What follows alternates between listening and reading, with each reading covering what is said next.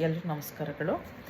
ಶ್ರೀಚಕ್ರಕ್ಕೆ ನವಾವರಣ ಅಂತ ಹೇಳ್ತಾರೆ, ಮತ್ತು 10 ಮುದ್ರೆಗಳು ಅಂತ ಹೇಳ್ತಾರೆ. ಒಂದು ಥರದ ಮುದ್ರ ನೆನ್ನೆ ತೋರಿಸಿದ್ದೀನಿ, ಇವತ್ತು ಇನ್ನೊಂದು ಥರ ಮುದ್ರ ತೋರಿಸ್ತೀನಿ.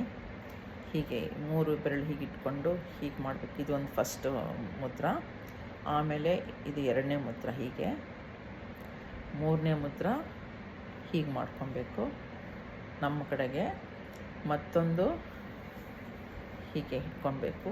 ಇದು 4ನೇ ಮುದ್ರ. 5ನೇ ಮುದ್ರ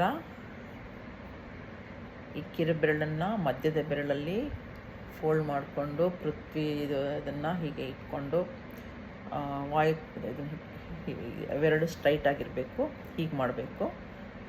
ಇದು ಇನ್ನೊಂದು, ಇದು ಹೀಗೆ ಫೋಲ್ಡ್ ಮಾಡೋದು, ಇದೊಂದು. ಮತ್ತೊಂದು ಹೀಗೆ, ಇನ್ನೊಂದು ತುಂಬ ಡಿಫಿಕಲ್ಟ್ ಇದೆ, ಅದು ತುಂಬ ಕಷ್ಟ ಅದು ಮಾಡ್ಕೊಳ್ಳೋಕ್ಕೆ.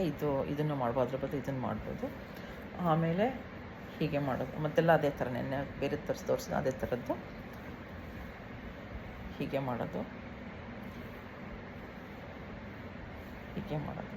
ಇದು ನೀವು ಖಡ್ಗಮಾಲ ಓದ್ತಾ ಇರುವಾಗ ಅದರಲ್ಲಿ ಬರುವ ದೇವಿಗೆ ಹೆಸರುಗಳಿಗೂ ಇದನ್ನು ಮಾಡ್ಬೋದು. ಆಮೇಲೆ ಕೆಲವುದು ಯೋಗಿನಿಗಳಿರುತ್ತೆ, ಅವಕ್ಕೆಲ್ಲ ಇದನ್ನು ಮಾಡ್ಬೋದು.